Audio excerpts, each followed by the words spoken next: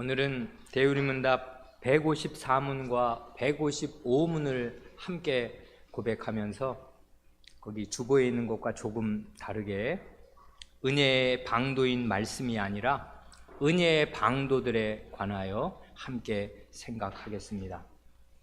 154문, 155문을 낭독합니다.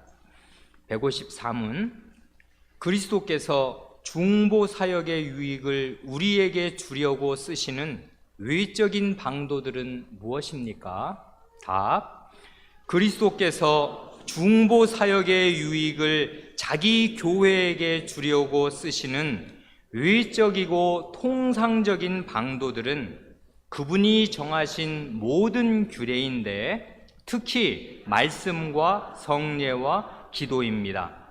이 모든 것이 택함받은 사람들에게 그들의 구원을 위하여 효력 있게 됩니다. 155문, 말씀이 어떻게 구원을 위하여 효력 있게 됩니까? 답.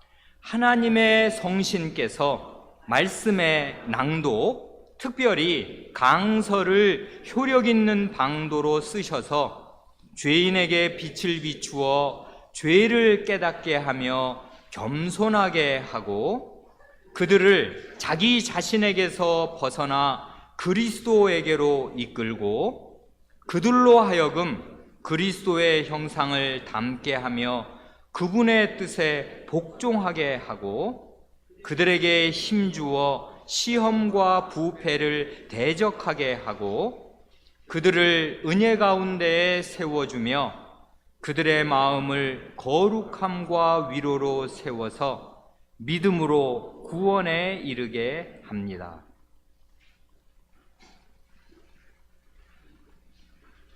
지난 시간에 그 앞 153문답에서 우리가 하나님의 진노와 저주를 피할 수 있도록 하나님께서 우리에게 요구하시는 것은 무엇인가를 함께 배웠습니다. 하나님께서 요구하시는 것은 세 가지인데요. 그것은 하나님을 향한 회개, 그리스도를 향한 믿음, 그리고 은혜의 방도들을 부지런히 사용하는 바로 그것입니다. 그런데 지난번에 생각한 153문이나 오늘 우리가 고백한 154문에서는 그냥 간단하게 은혜의 방도라고 하면 될 텐데 그렇게 말하지 않고요. 아주 길게 표현합니다. 어떻게요? 거기 보시는 대로 그리스도께서 중보 사역의 유익을 우리에게 주시려고 쓰시는 외적인 방도들 이렇게 표현합니다. 이건 요즘 우리 카톡 세대에게는 잘 접수되지 않는 너무나 긴 내용이지 않습니까? 특별히 그 중에서 중보 사역의 유익이라는 유익은 유익인데 이게 뭔 유익인가? 이 가슴에 잘 와닿지도 않는 좀 어려운 말이 나옵니다. 이 말을 그냥 그 중보라는 말을 구원으로 바꾸어서요. 구원 사역의 유익 하여도 좋고 그게 길면 그냥 구원의 유익 하여도 좋고 아예 그냥 구원이라고 하여도 좋습니다. 그리스도께서 우리에게 구원을 주시려고 쓰시는 그 외적인 방도들이 있다 그것입니다. 그런데 왜 이렇게 그 말을 길게 해요? 비비 꼬아서 길게 얘기하는가 하면 이 말이 바로 제1부의 요약이기 때문에 그렇습니다. 이 중보 사역의 그 유익이라는 말이요. 이제는 2년 전에 배운 내용이라 하도 오래전이라 우리가 2년 전의 기억을 붙잡아둘 방도는 별로 없지 않습니까? 우리 2년 전에 57문 그리고 69문에서 중보 사역의 유익이 무엇인지 배웠습니다. 중보 사역의 유익은 그냥 이걸 우리가 길게 복습할 시간이 없으니까요. 한마디로 하면 중보라는 말은 하나님과 우리 사이에 구원자로 그 가운데 계셔서 우리에게는 하나님을 대표하고 하나님께는 우리를 대표하는 그분이 중보자 아니에요. 중보자로서 우리에게 오실 때는 하나님으로 오시고, 또 하나님의 앞에 서실 때는 우리 전체를 가슴에 품은 우리의 대표자로서 서서 일을 행하셔서 그 구원의 일을 우리에게 베풀어 주신다, 그것인데요. 그게 중보사역 아니에요. 그러니까 이게 결국 구원사역이란 말이에요. 구원이란 말이에요. 그런데 그 중보사역의 유익이 뭐냐 하면, 그리스도와 연합됨으로 결국 중보자는 백성을 품은 분입니다. 백성의 대표요, 백성을 대신하는 분이니까 그 백성이 중보자 가슴 안에, 배 안에 들어있는 거예요, 말하자면. 그래, 그 중보자가 백성 전체입니다. 그래, 이 중보사역의 유익을 얘기하려면 꼭 그리스도와의 연합을 생각해야 돼요. 믿음으로 그리스도와 하나가 되어야 돼요. 모든 구원의 은혜는 바로 여기에서 오는 것입니다. 그리스도 자신이 구원의 은혜고요, 그리스도 자신이 구원이에요. 구원받으려면 그리스도 안으로 들어가야 되고, 그리스도가 내 안에 들어오셔야 됩니다. 그리스도와 연합이 되어야 돼요. 그리스도와 연합되지 않는 구원은 없는 것입니다. 그리스도와 하나가 되면 어떤 유익을 받냐 하면, 의롭다 하심을 받고요, 하나님의 양자가 되고요, 거룩하게 하시는 은혜를 받습니다. 그러니까 칭의와 성화, 양자, 이게 바로 중보사역의 유익이라고요. 이게 우리의 구원의 실질들 아니에요. 너 죄 없어, 이제 의롭다, 의로운 사람이라고 하는 법적인 정식 인정을 받지를 않나? 그래서 하나님의 집에 자식으로 입양이 되지를 않나? 그래서 실제로는 하나님의 자식으로서 이 세상에 살 동안에 죄를 이기고 거룩한 삶을 살게 된다. 그런 것들이 중보사역의 유익이고 구원의 실제입니다. 그런데 이런 중보사역의 유익, 한마디로 구원, 이런 구원을 어떻게 베풀어 주시는가?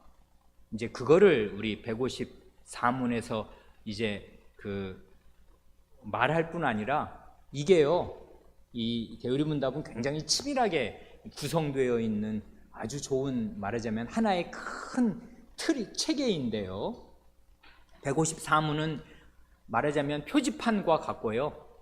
이 표지판이 펼쳐지면 어디까지 펼쳐지냐면 155문서부터 마지막 196문까지 펼쳐지는 것입니다.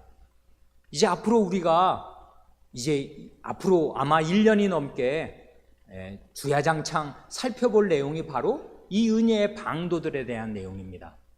이게 하나님이 우리에게 요구하시는 거라고요. 회개와 믿음, 그리고 은혜의 방도들을 부지런히 사용할 것. 그래, 은혜의 방도들이 도대체 뭐며 무슨 효과를 발휘하는 것이며 어떻게 사용해야 되는 것인가 하는 내용들이 앞으로 계속 펼쳐지는 것입니다. 그러니까 이 154문은 말하자면 표지판과 같고, 전체를 그냥 수십 문을 뭉뚱그리는 일종의 요약 압축판과 같습니다. 그러니까 이제 이게 대단히 말하자면 많은 내용을 이 안에 담고 있습니다. 그러니까 이걸 한꺼번에 우리가 다 풀어서 어떻게 배울 도리가 없고, 앞으로 그냥 1년 넘게 한 주에 한 문씩 한다면 말이에요, 이제 길게 차례차례 차근차근 살펴볼 내용이 되겠습니다. 그래, 오늘은 주로 이 154문에서 우리가 놓치면 안 되는 것들, 그것을 4가지로 나누어서 간단간단히만 말씀드리고자 합니다. 이 154문에서 가르치는 은혜의 방도, 구원의 방도라고 말해도 괜찮은데, 방도라는 말을 우리 어린 사람들이 알아듣기 어려우면 수단이라고 바꾸어도 좋습니다. 수단이요. 구원의 수단. 어떤 수단을 통해서 어떤 방식으로 구원을 주시나 하는 거지요. 그 구원의 방도, 은혜의 방도는 결국 3가지 아닙니까? 말씀, 성례, 기도, 이것입니다. 그런데 여기서 놓치면 안 될 아주 중요한 것은 첫째로요, 주어가 누구인가, 이 154문답의 주어가 누구인가 하는 것입니다. 이 은혜의 방도라는데, 구원을 주시는 이런 수단을 써서 구원을 주신다는데, 누가 이런 방도, 이런 수단을 누가 정했나 하는 것입니다. 누가 정하셨다는 겁니까? 모를 수가 없지요. 지금 우리 고백했고, 보면 척 보면 안다는 거 아닙니까? 근데 이 사실을 깜빡깜빡 하기가 아주 쉽습니다. 그리스도께서 정하셨다고요. 그래서 여기 나오지 않습니까? 그분이 정하신 모든 규례인데 특별히 말씀과 성례와 기도입니다. 그리스도께서 구원의 방도를 정하십니다. 그래 이게 효력이 있는 거라고요. 그리스도께서 정하셨기에 그렇습니다. 그리스도께서 언제 정하셨습니까? 이런 구원의 방도들 언제요? 방금 우리 좀 고쳐서 읽은 오늘 그 낭독한 본문 말입니다. 그 유명한 그 흔히 말하는 대위임령이라고 하는 그 마태복음 28장 18, 19, 20절 말씀 말이에요. 이건 정말 우리 인생의 표어 같은 말씀이라 우리 교우분들이 다 외웠으면 좋겠습니다. 그 외워야 할 말씀이 됩니다. 하나님의 아드님께서 부활하시고 승천하시기 직전에 사도들에게 이 말씀을 하시고 결국 승천하시는 그 인간적인 용어로 표현하면 그리스도의 유언과 같은 말씀이고요. 그리스도는 뭐 앞으로 죽으실 분이 아니니까 유언이라는 말이 어폐가 있겠습니다만은 세상을 떠나기 전에 마지막으로 하신 말씀이니까 그런 면에서 유언이고 아주 중요한 말씀인데 대위임령이라고 하지 않습니까? 하늘과 땅의 모든 권세를 내게 주셨으니 그러므로 너희는 가서 모든 족속으로 제자를 삼아 아버지와 아들과 성신의 이름 안으로 세례를 주고 거기 세례 명령 나오잖아요. 그 다음 말씀 내가 너에게 분부한 모든 것을 가르쳐 지키게 하라. 하나님의 말씀 가르치라고 명하시지 않습니까? 그래서 지키게 하라고 명하십니다. 그러니까 결국 그 세 가지 그 은혜의 방도 중에요. 말씀, 성례에는 세례와 성찬 아니에요? 그리고 기도인데 여기에 그 두 가지를 하나님의 아드님께서 명하시는 장면입니다. 그렇지요? 그 세례를 주라십니다. 그리고 말씀을 가르치시랍니다. 이게 그리스도께서 직접 하신 명령이라고요. 그러니까 이건 권위가 있는 것입니다. 은혜의 방도들에는요, 이렇게 늘 그리스도의 권위, 어떤 그리스도냐면 부활 승천하셔서 하늘과 땅의 모든 권세를 받으신 그분의 권위, 왕적인 권위가 붙어 있습니다. 그리스도 자신의 권위로 이것을 명하시고 정하십니다. 그러면 성찬은 언제 정하시는가요? 이건 이 세상을 승천하시기 직전에 정하신 게 아니라 고난받으시기 전날 정하시지 않습니까? 이것을 행하여 나를 기념하라. 우리가 다 알지 않습니까? 그리스도께서 직접 그 성찬을 정하시고 이것을 행하여 나를 기억하라고 명령하셨습니다. 그리스도께서 친히 입으로 말씀하셨습니다. 그럼 기도는 언제 그렇게 하라고 정하셨는가요? 우리가 모르지 않습니다. 너희는 이렇게 기도하라 하고 주님께서 기도를 쫙 가르쳐 주시면서 이렇게 기도하라시지 않습니까? 이게 그리스도께서 다 정해 주신 거라고요. 그래 이 말씀과 성례, 세례와 성찬, 기도는 그리스도 자신이 정하여 주신 규례입니다. 이런 방식으로 우리를 구원하실 뜻을 품으시고서 왕적인 권위로 명하신 명령입니다. 그래 이게 그 은혜의 방도가 됩니다. 여기에 덧붙여서 또 한 가지 생각할 중요한 내용이 있습니다.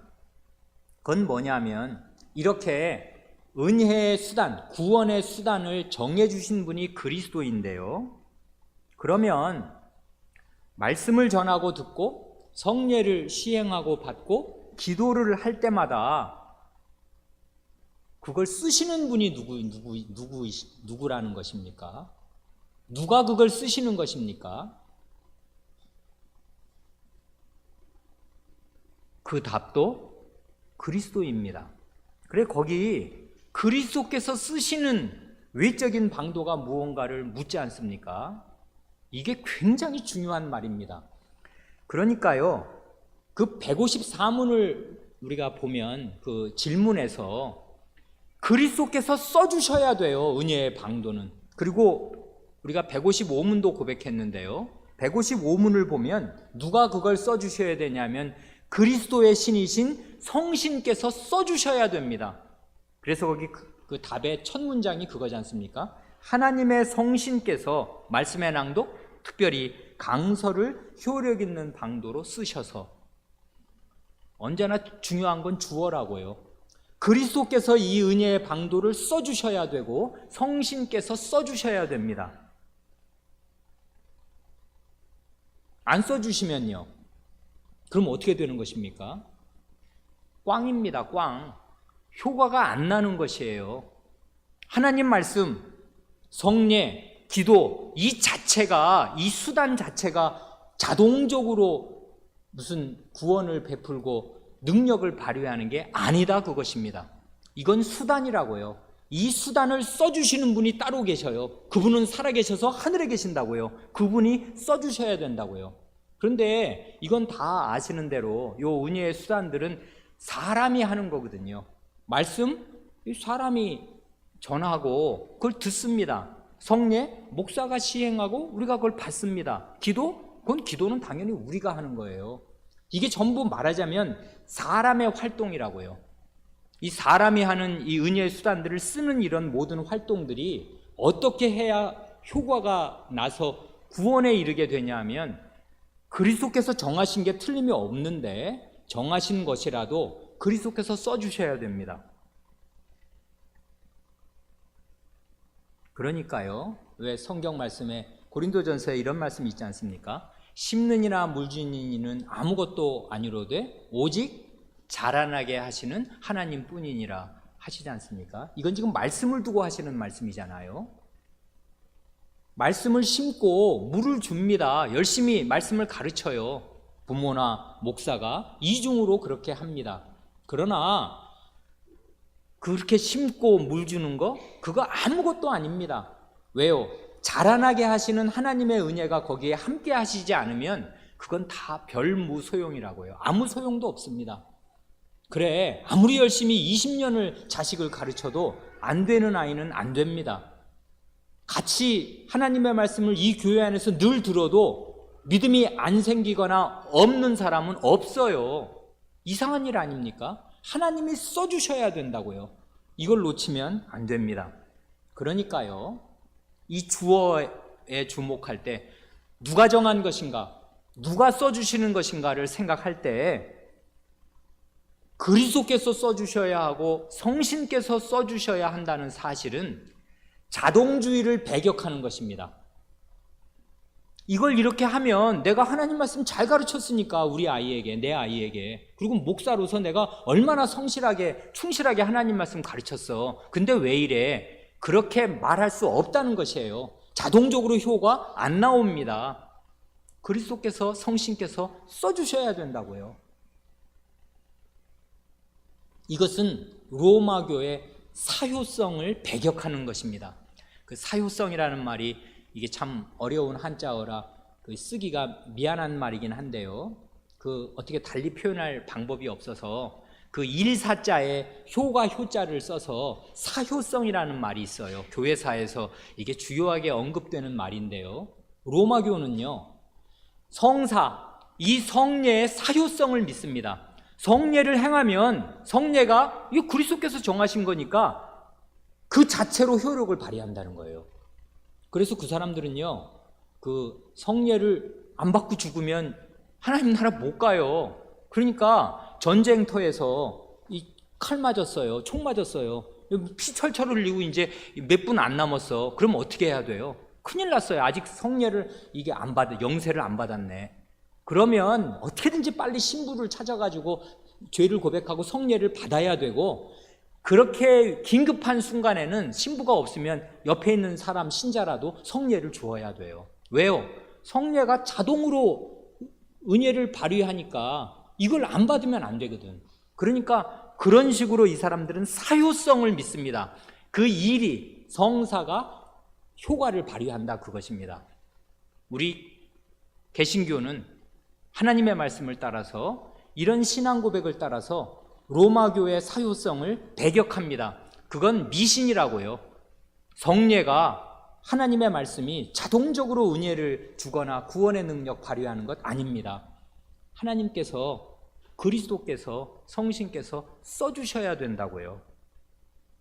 자, 그러면 이렇게만 말씀드리면 로마교는 그래 잘못 가르쳐, 우리는 바르게 가르치지 하고서 로마교에 대해서 마음을 높이면서 요 말이 무엇을 뜻하여야 되는가를 모르고 칼끝이 자기애로 향하지 않고 남에게로 향하면서 비판에만 머물고 그칠 수가 있어요. 그러면 이거 배운 거 다 헛것입니다.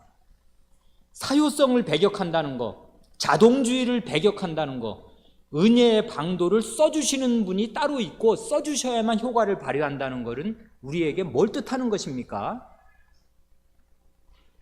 그건 은혜의 방도를 사용하기 전에 언제든지 간곡하게 주님 자신께서 은혜 베풀어 주시기를 바라고 의지하는 태도가 없으면 안 된다, 그것입니다.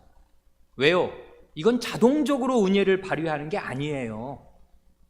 이건 하나님께서, 그리스도께서, 성신께서 써주셔야만 구원이 나오고 은혜가 나온다고요. 그러니 우리는 어떻게 해야 돼요? 성경책을 펴기 전에는 언제든지 하나님을 의지하는 마음으로 기도하는 것입니다. 그래, 성경 공부 시간에 우리가 한 번도 예외 없이 기도하지 않습니까? 그건 그냥 일 삼아서 교회니까 뭐 모이면 맨날 기도하니까 기도하는 것 아니에요. 이게 지금 은혜의 방도거든요. 이 은혜의 방도를 목사가 지금 가르치겠습니다. 그러려면 어떻게 해야 돼요? 목사가 가르치면 효과가 나오는 것입니까? 나옵니다. 어떻게 해요? 지식이 쌓여요. 그 지식은 교만하게 한다고요, 사람을. 성경 지식도 마찬가지예요. 모든 지식은 교만하게 하는 요소가 있습니다. 성경을 알면 알수록 더 사람이 못되게 됩니다. 바리새인들 보세요. 그러니까요, 이게 하나님의 말씀임에 틀림이 없는데 이걸 가르치면 그냥 효과가 나는 게 아니고 하나님께서 구원의 은혜의 방도로, 구속 은혜의 방도로 써주셔야만 되니까 우리는 이 은혜의 방도를 접할 때마다 하나님을 의지할 수밖에 없어요. 그래 마음이 간절해지는 것입니다. 그러니 집에서 밤에 우리 어머니들, 부모님들 우리 아이에게 하나님 말씀 이렇게 이야기로 들려주시는 일 참 잘하시는 일 아닙니까? 꼭 그렇게 하여 주시기 바랍니다. 그 시간만큼 좋은 시간 따로 없으니까요.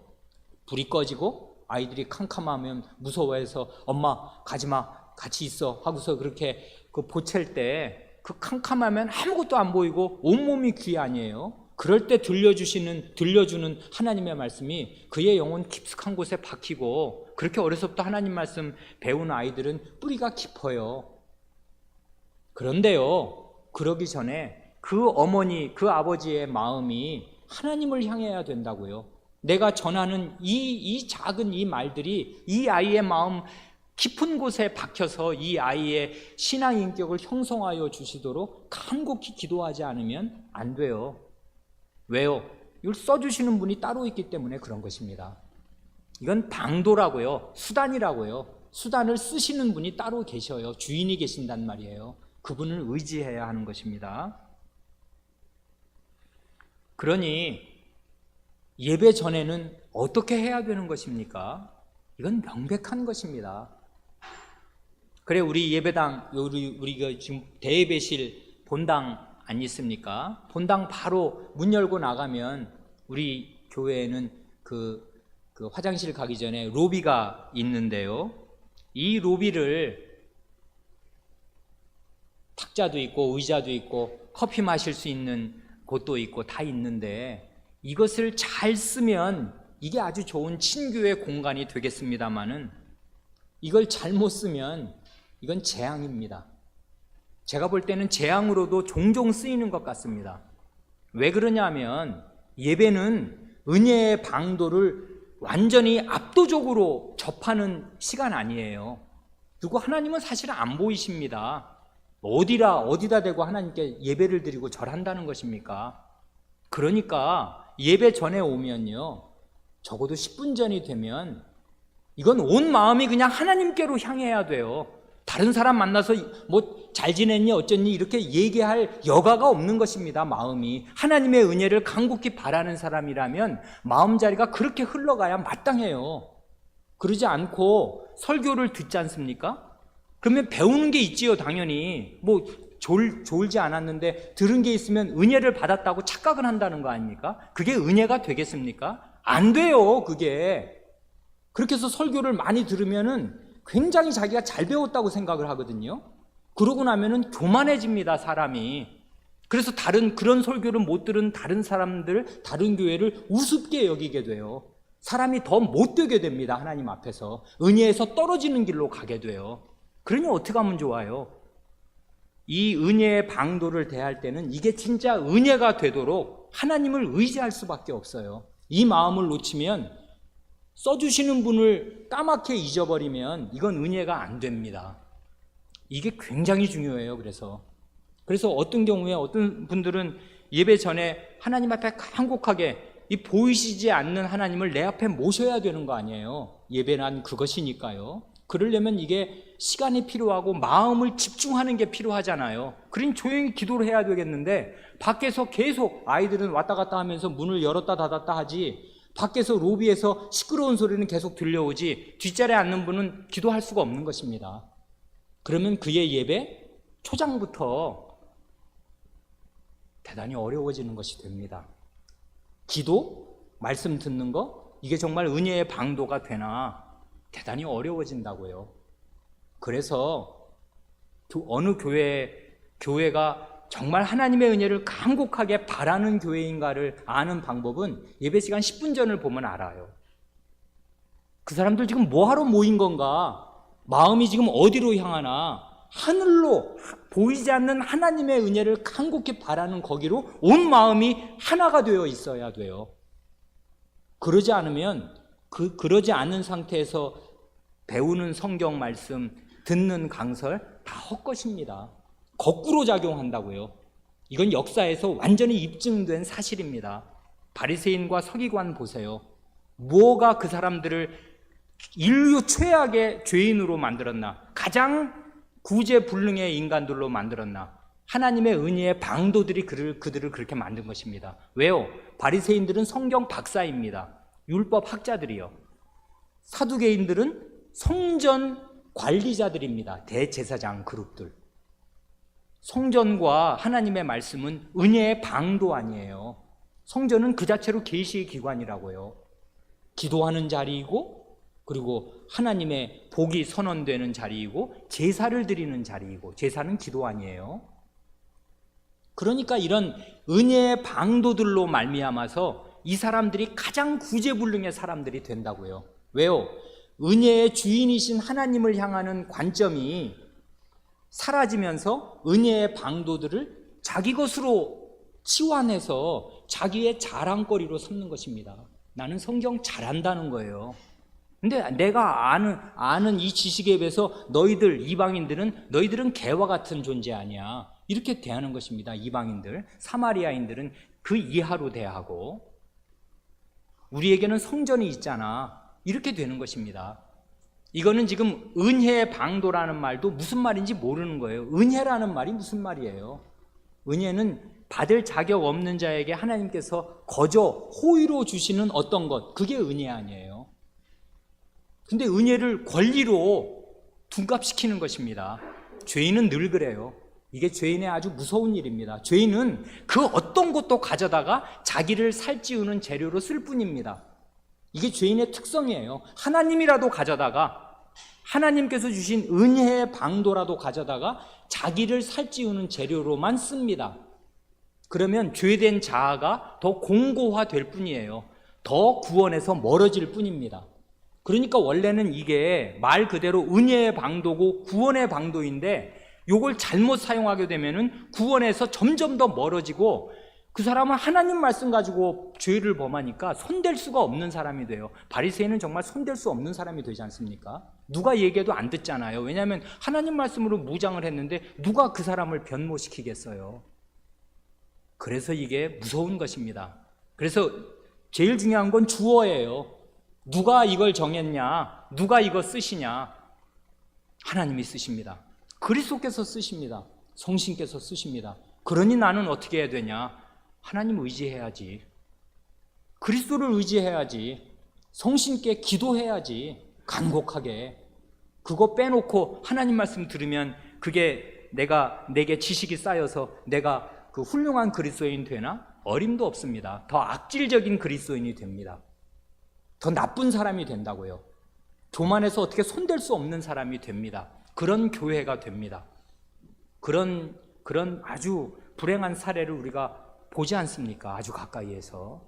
이런 두려운 일은 죄인에게는 늘 나타나는 것이에요. 죄인의 마음은 똑같거든요. 둘째로, 이 은혜의 방도들을 이번에는 누구에게 주시는 것인가 하는 것입니다. 누구에게 주신다고 거기 154문에 그 질문에 나와 있습니까? 누구에게요? 에? 우리에게요. 우리에게 주시는데 그 우리가 누구인가 하는 것입니다. 그래, 우리 여기까지 잘 따라온 우리 초등학생들, 중학생들에게 반짝 퀴즈를 내겠습니다.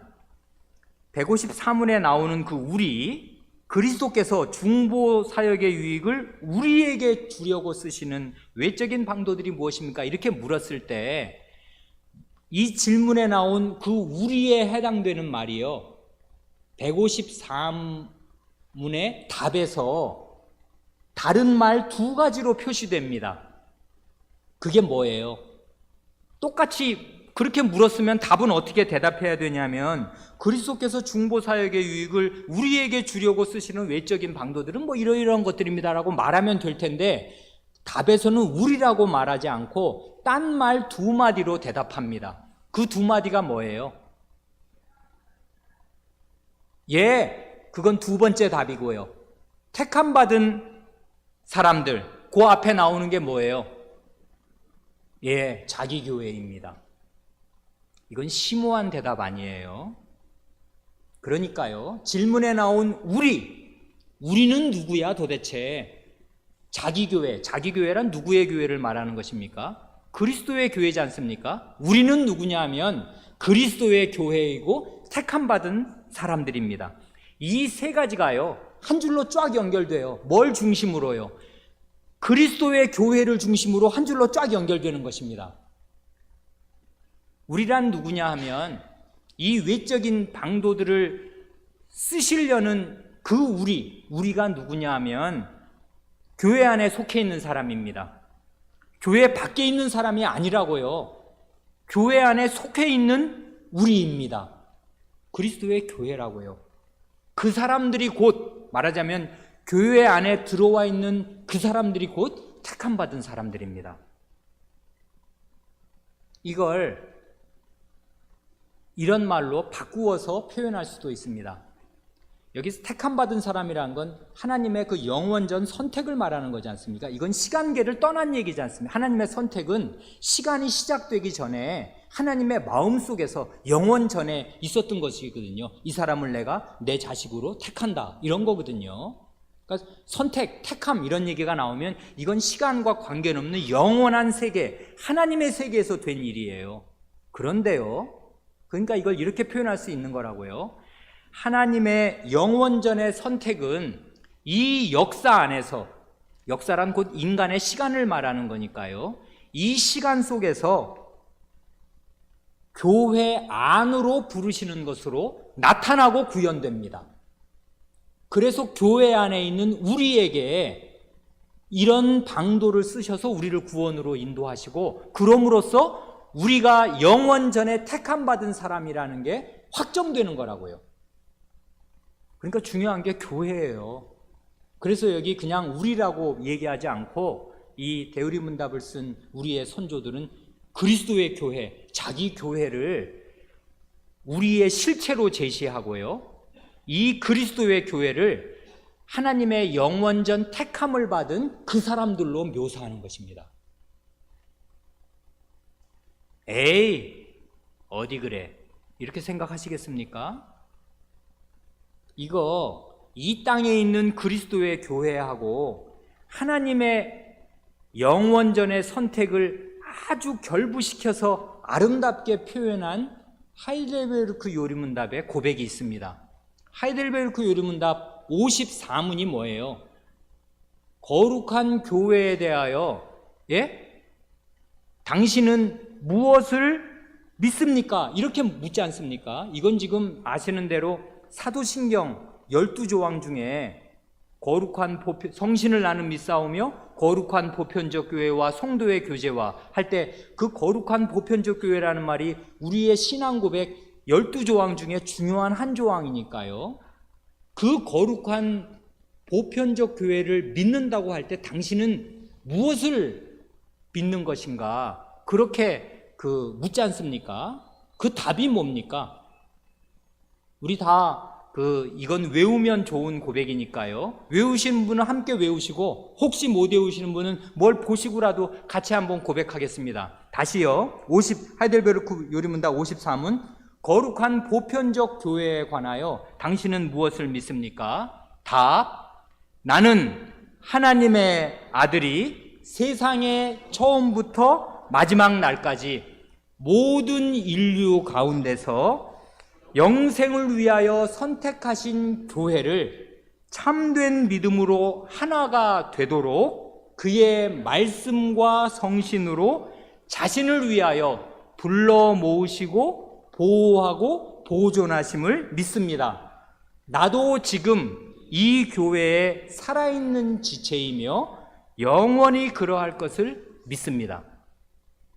이거 굉장히 체계적으로 육하 원칙을 따라서 잘 고백하는 거지 않습니까? 나는 믿는다. 뭘? 거룩한 교회에 대해서. 누가? 하나님의 아들 예수 그리스도께서 어디서, 아니 언제, 세상의 첫날부터 마지막 날까지 어디서 모든 인류 가운데에서 무엇을, 그 다음이 중요한데 영생을 위하여 선택하신 교회입니다. 그러니까 이 교회와 영생을 위한 하나님의 영원전의 선택을 딱 묶어서 표시하는 거예요. 교회는 어떤 존재입니까? 영생을 위해서 선택하신 사람들을 예수 그리스도께서 역사 가운데에서, 인류 가운데에서 불러내신 것이 교회입니다. 그러니까 하나님의 영원전 선택은 교회로 부르시는 대로 부르시는 것으로 구현됩니다. 하나님의 선택, 내가 하나님의 영원한 선택 받아서 구원받은 사람인 거 어떻게 아는가? 이 그리스도의 교회로 부르시는 걸 보면 아는 거예요. 그런데 교회를 밖에 떠도는 사람들은 하나님이 나를 택하신 건가 안 택하신 건가 확정할 방법이 없는 것입니다. 사실상 우리의 신앙 고백은 이렇게 대요리문답이나 하이델베르크 요리문답이나 교회와 하나님의 선택을 붙여서 가르칩니다. 그렇지 않습니까? 이건 놀라운 고백이라고요. 근데 이게 지금 왜 나오는 것입니까? 어느 문맥에서 나오는 것이에요? 하나님의 정하신, 그리스도의 정하신 은혜의 방도들을 설명하면서 교회를 얘기하고 하나님의 선택을 얘기합니다. 이건 뭘 뜻하는 거냐면 이 은혜의 방도, 우리가 알고 있는 말씀, 성례, 기도, 이 은혜의 방도들은 가장 주요하게는, 가장 1차적으로는 교회에 맡기신 것이고 그러기에 공적인 성격을 가지는 것입니다. 물론 이게 개인적인 사용을 배제하는 것이 전혀 아닌 것을 다 아실 것입니다. 집에서 혼자서 성경을 읽는 거, 그걸 누가 말리며 왜 말리겠습니까? 관장할 일이겠습니다. 개인적으로 기도하는 거 얼마나 귀한 일입니까? 쉬지 말고 기도하라시지 않습니까? 기도하는 거 좋은 일이고 해야 할 일입니다. 개인적인 기도, 개인적인 성경 읽기, 그리고 가정에서 부부간에나 부모 자식 간에 함께 식탁에 모여서 성경 말씀 읽는 거 아름다운 일이고 꼭 해야 할 중요한 일이 됩니다. 많은 그건 2차, 3차적인 사용이고요. 가장 1차적으로 은혜의 방도는 어떻게 사용되어야 가장 구원을 위하여 효력 있게 되느냐 하면 교회에서 공적으로 사용될 때 그때 가장 능력을 발휘합니다. 그걸 말한다고요. 그래서 자기 교회에게 이 은혜의 방도를 구원의 방도로 그리스도께서 쓰신다고요. 성례는 말할 것도 없지 않습니까? 성례는 개인적으로 시행하는 게 아니지 않습니까? 그런데 제가 과문한 탓으로 이 인류 역사를 2000년의 역사를 다 전 세계 역사를 살피지 못하는데 제가 듣기로는요, 제가 교회사를 공부한 대로는 우리 시대에 처음으로 성례를 개인적으로 행하는 해괴한 일이 일어났습니다. 지금은 교회적으로 성례하지 않고 무슨 목장이라고 그러대요. 어느 교회에서 구역을 나누어주면 구역장이 그냥 성례를 행한답니다. 개인적으로도 행합니다. 심지어 불신자에게도 성찬을 행합니다. 이렇게 한다고요. 이런 시대는 그 전에 있었는지 듣도 보도 못하였습니다. 우리 시대는 그러니까 성례도 개인적으로 사용할 수 있는 무서운 시대가 되었습니다. 그런데 우리 한 세대 전만 해도 이런 일은 꿈에도 생각할 수 없는, 있을 수 없는 일로 알았단 말이에요. 성례는 교회에서 목사가 시행하는 거 아니에요. 왜 그래요? 공적으로 시행한단 말이에요. 교회에 맡기셨거든요. 이 은혜의 방도를 1차적으로. 그리고 아까 우리가 마태복음 28장 그 18절로 20절 읽었을 때 누구에게 가르치라고 하시는가요? 하나님의 말씀을. 사도에게 맡기시잖아요. 사도들. 그 사도들 불러놓고서 그 11사도, 그때는 이제 12사람이 채워지기 직전이었으니까 11사도에게 주님께서 그 사람들이 명시되어 있어요. 사도에게 너희는 가서 이렇게 하고 내가 너에게 분부한 모든 말씀을 가르쳐라, 이렇게 명하시는 그 대상이 사도라고요. 교회를 세울 교회 초석들이란 말입니다. 말하자면 목사 이상 되는 그 만대교회 목사라고 할 만한 사도들에게 명하시는 거라고요. 이게 그 명령 안에서 우리는 우리의 부모된 책임을 하느라고 내 자식, 내게 맡기신 자식에게 하나님 말씀을 가르쳐야 하고 이것을 써주시기를 바라고 써주시겠습니다마는 그건 2차적인 사용이고 1차적으로는 사도가 교회를 가르치는 것이고 교회의 목사가 교회의 회중, 그리스도의 양무리를 가르치는 거, 이게 말씀이라고요. 그러니까 이 첫째로 누가 쓰시는가 하는 게 중요하고요. 둘째로 누구에게 쓰시는가, 그걸 다른 말로 바꾸면 어디에서 쓰시는가 하는 것인데 1차적으로 교회에서 쓰시는 것입니다. 그게 가장 이 은혜의 방도가 은혜를 발휘하고 능력을 발휘하는 터전이에요. 그러니까 요즘 시대는 희한한 시대가 됐지 않습니까? 하나님의 말씀도 인터넷으로 듣습니다. 그러니까 우리 교회의 홈페이지가 악용되면 그런 건데요. 어떤 사람들은 교회를 안 나갑니다. 왜 그러냐면 현실교회 나가보니 속상한 일이 많고, 야 도대체 이게 도대체 뭐냐, 너무나 실망스럽습니다. 실망한 나머지 교회를 안 나가고 집에서 인터넷을 켜면, 유튜브를 보면 자기가 좋아하고 존경에 맞지 않을 만한 목사들의 설교가 수십, 수백, 수천 편이 거기 동영상으로 나옵니다. 그러니 그걸 틀어요. 그러면 그냥 하나님 말씀 듣습니다. 그러면 그게 내가 하나님 말씀 섭취할 수 있는 그 통로가 되는 것처럼, 수단이 되고 방도가 되는 것처럼 착각을 합니다. 완전한 오산이라고요. 그렇게 되면 우리는 그렇게 쓰라고 홈페이지를 만든 것도 아닐 뿐더러 그렇게 해서 예배를 드리거나 그렇게 해서 하나님 말씀 들으면 그게 은혜의 방도가 되냐면 아니라고요. 아닙니다. 그렇게 쓰면 완전한 오산이에요. 우리 교인들이 예배를 드리고 나서 무슨 복습을 하려고 혹은 그 하나님 말씀 배운 것을 더 마음에 새기려고 뭐 2번, 3번 듣는 것이야. 그건 뭐 본인이 원하는 대로 하는 것이고 유익이 있겠습니다마는 교회를 안 나가는 사람이 유튜브를 틀어놓고 자기는 마치 뭐 어디 하늘에 있는 공중에 있는 하나님의 교회에 속한 사람인 것처럼 착각하는 것은 완전한 오산입니다. 이게 우리 시대에 있는 이 문명의 이기의 그늘이라고요. 폐단입니다. 그러니까 좋은 것 뒤에는 반드시 그늘이 나타나요. 잘 사용해야 합니다. 그러니까 그 유튜브라는 거, 그 녹음으로 뭘 듣는다는 것도 말이에요. 이 살아있는 교회, 그리스도의 회중을 빼놓고 어디 가서 이 은혜의 방도들을 쓴다는 말입니까? 어림없는 말입니다. 기도도 사실은요, 교회로 모여서 함께 기도하는 그 기도를 하나님이 가장 귀 기울여 들으시고 그건 임재하신 자리에서 하나님이 들으시는 거 아니에요. 그래, 교회의 공기도가 대단히 중요합니다. 이게 은혜의 방도라고요. 셋째로 말씀드릴 것은 이것입니다. 154문답에서 그리스도께서 중보사역의 유익을 우리에게 주시려고 쓰시는 외적이고 통상적인 방도들을 말하지 않습니까? 질문에서는 외적인 방도는 무엇입니까? 물었는데 대답에서는 한마디를 덧붙였네요. 그 통상적인이라는 말이 그 속에 들어가지 않습니까? 이거는 그 반대적인 거를 상정하고서 하는 말이겠습니다. 뭐냐 하면 외적인 방도가 있으면 내적인 방도도 있는 것인데, 내적인 방도란 보이지 않는 가운데 성신께서 말하자면 우리 마음 안에서 회개와 믿음을 일으키시는 거, 성신의 사역, 그걸 가리켜서 내적인, 이게 정말 없으면 안 되는 거니까요. 그런 거를 전제한 말로서 외적인 방도가 무엇냐를 묻는 것이고요. 그 말씀이나 성례는 어쨌든 내 몸 밖에 있는 것 아니에요, 일단은. 그러니까 우리 안에서 일으키는 방도가 따로 있는 것이다 하는 것이고요. 특별히 거기에 답에 덧붙인 말 중에 통상적인 방도라는 말이 있습니다. 그렇잖아요. 그러니까 말씀, 성례, 기도는 외적이고 내 밖에 있고 통상적인 구원의 방식입니다. 이런 방식으로 우리를 구원하신다 이것인데요. 통상적인 방도라는 말은 일반적인 방도라는 말로 바꾸어도 됩니다.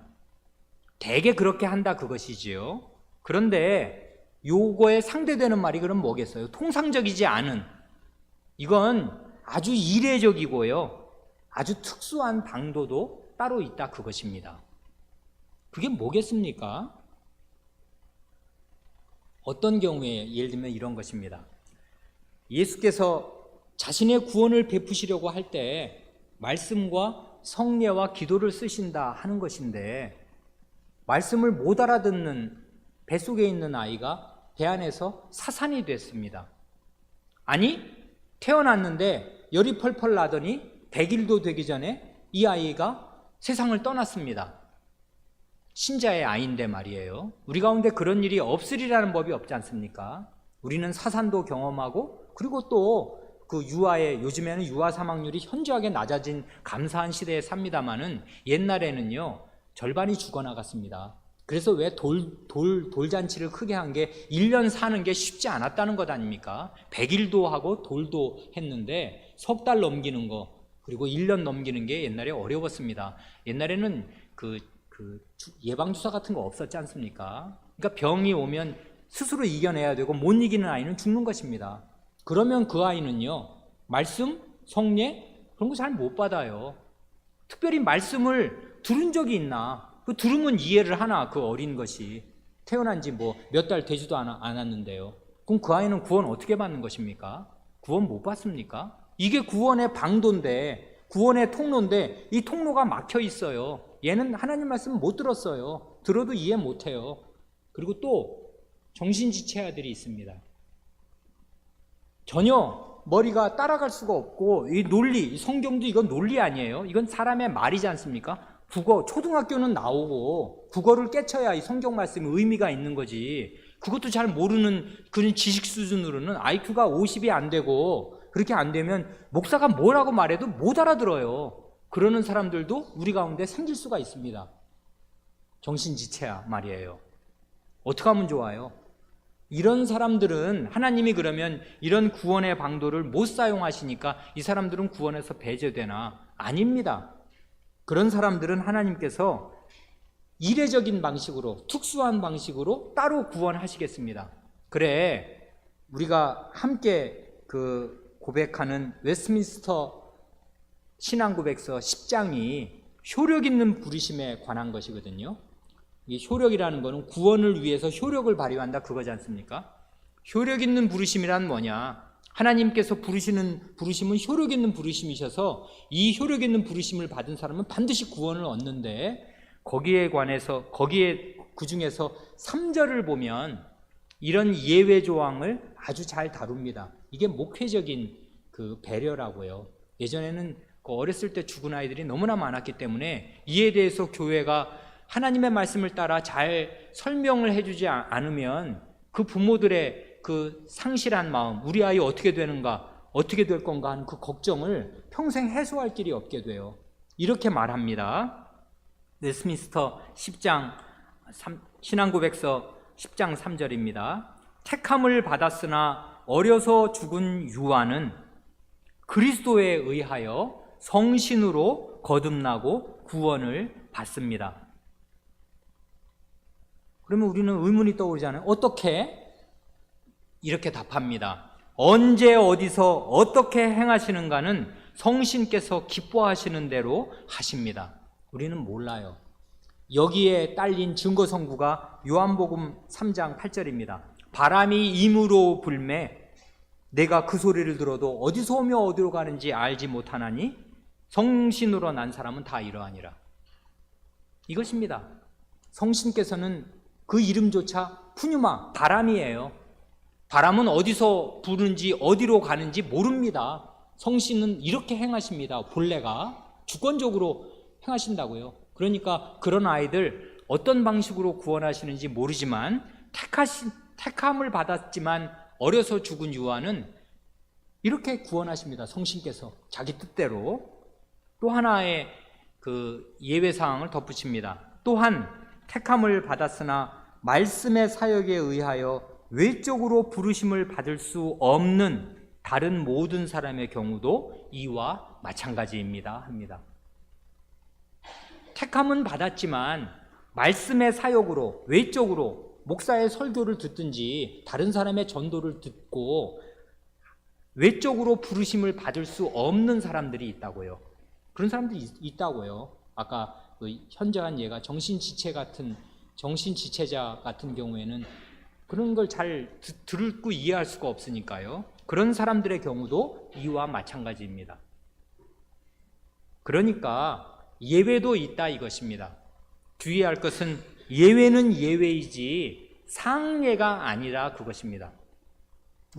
우리가 주의할 것은 우리는 지금 유아 상태에서 죽은 사람들도 아니고 그 다음에 정신지체자들도 아니지 않습니까? 그런 사람들은 그리스도께서 정하신 이 외적이고 통상적인 방도를 부지런히 사용해야 합니다.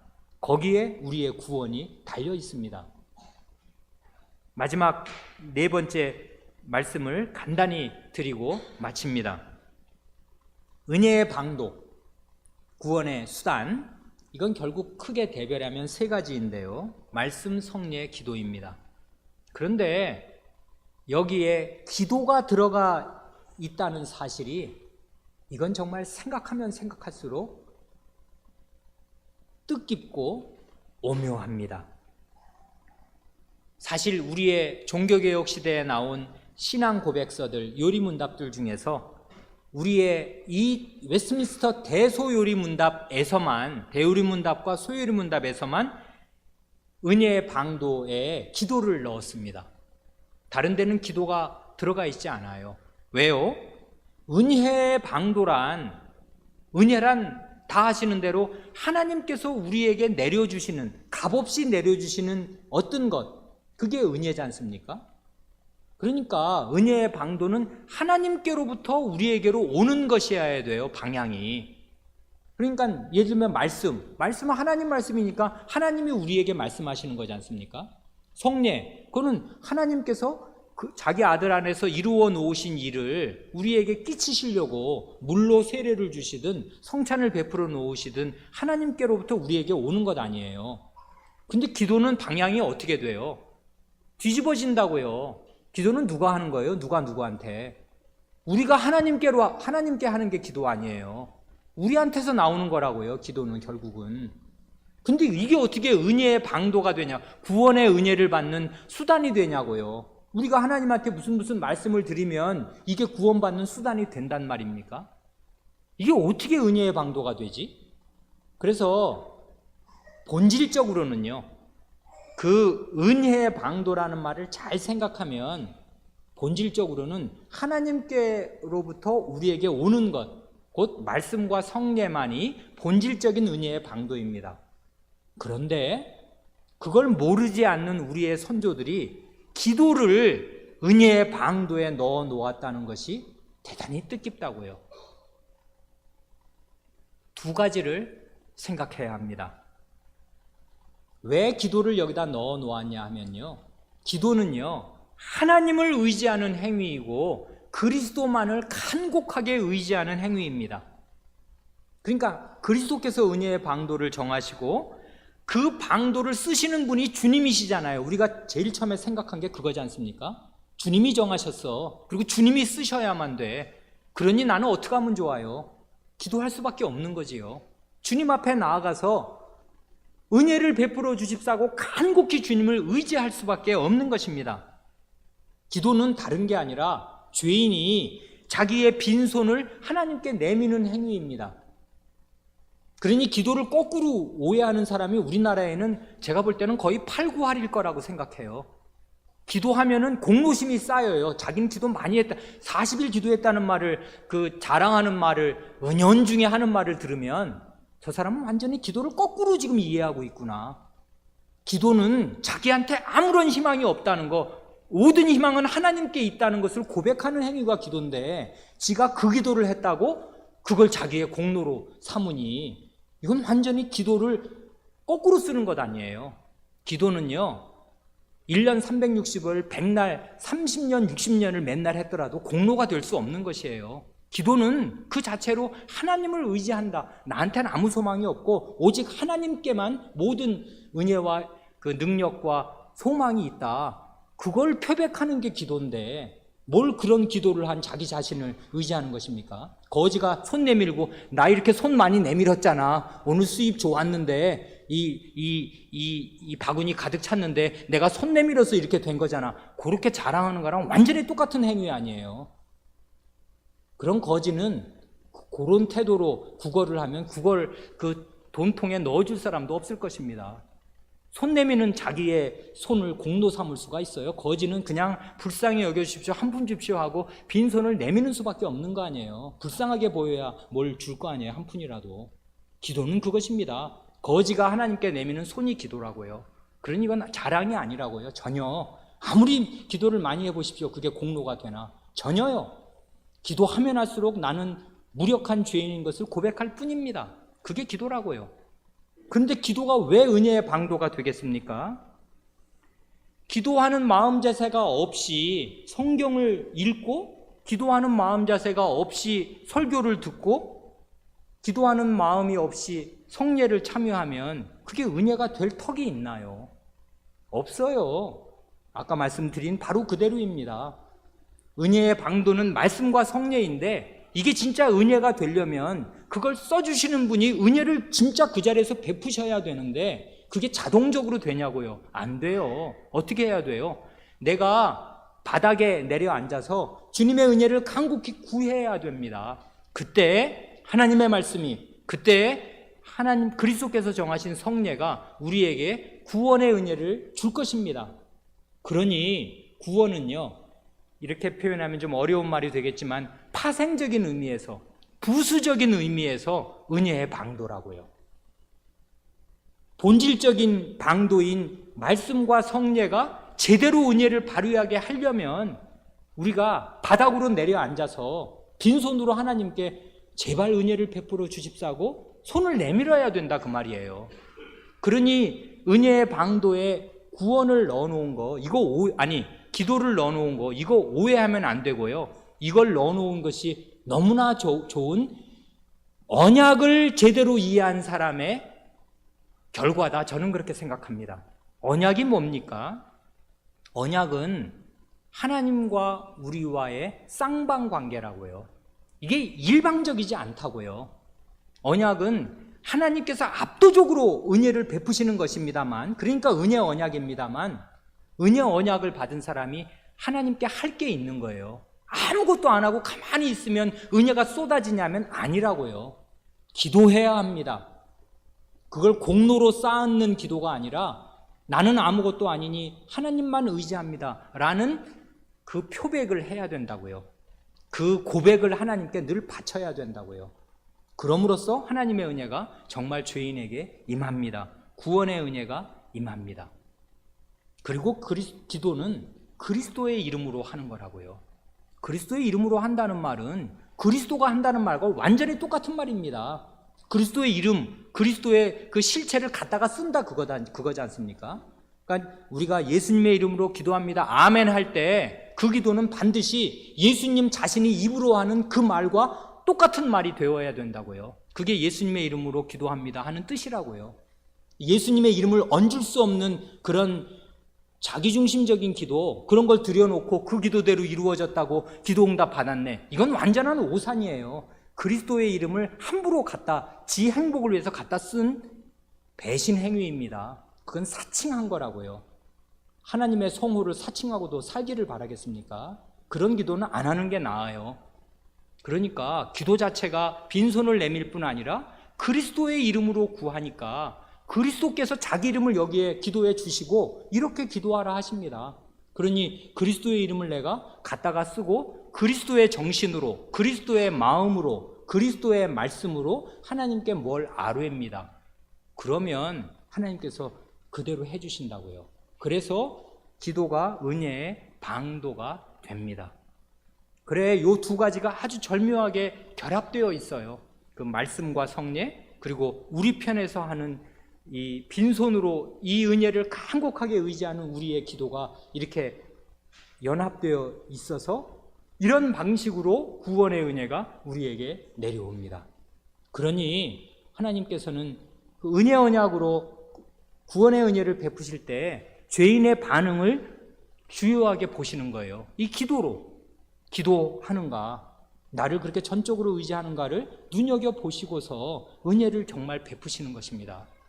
그러니 우리는 예배당에 올 때마다, 모일 때마다 정말 어떤 간곡한 마음으로 하늘의 하나님께 기도해야 할지 말할 수 없습니다. 그래서 저는 예배 전에 2층에 주로 이제 있습니다만은 아래층이 예배 시간 10분 전인데 시끌시끌 할 때마다 마음이 엄청 조마조마합니다. 오늘도 우리 예배의 절반은 아마 헛된 예배가 될 공산이 크겠구나, 그런 생각을 그냥 암암리에합니다. 대단히 두려운 마음을 갖습니다. 예배가 뭔 줄 알고 왔나 이분들이 생각합니다. 기도해야 합니다. 하나님을 뵈러 오기 전에, 하나님의 말씀을 듣기 전에, 찬송 드리기 전에 기도해야 합니다. 그래야 그게 은혜의 수단과 방도가 될 것입니다. 기도하겠습니다.